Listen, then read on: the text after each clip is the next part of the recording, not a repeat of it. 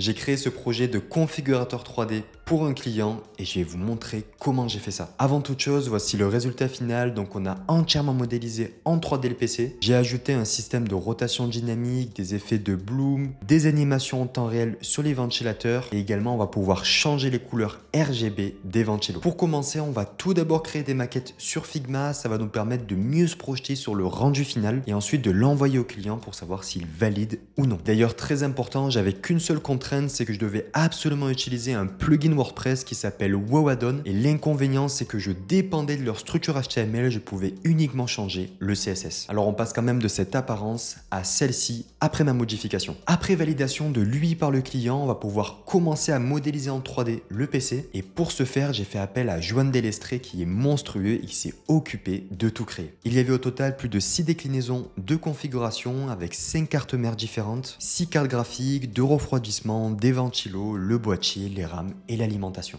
Il a tout bien optimisé pour qu'il y ait le moins de polygones possible et pour que les fichiers soient très légers. J'ai ensuite tout récupéré, j'ai converti à nouveau les 3D et on est enfin prêt à travailler sur le développement. Alors warning, je sais on est sur du WordPress, c'est pas grave, c'est les exigences du client mais on peut très facilement ajouter de la 3D dessus donc ça sera pas du tout problématique. Je vais commencer par créer une page et je vais y ajouter un container en Displayflex. À gauche on aura le Canva et à droite tout le contenu pour modifier sa configuration.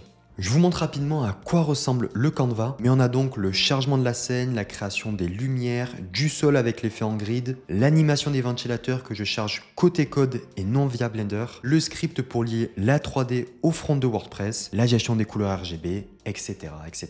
Ce qui nous donne donc le rendu final qu'on a vu en début de vidéo. Voilà, j'espère que ça te plaira et si toi aussi tu souhaites un configurateur 3D, vraiment n'hésite pas et contacte-moi. Allez, à bientôt.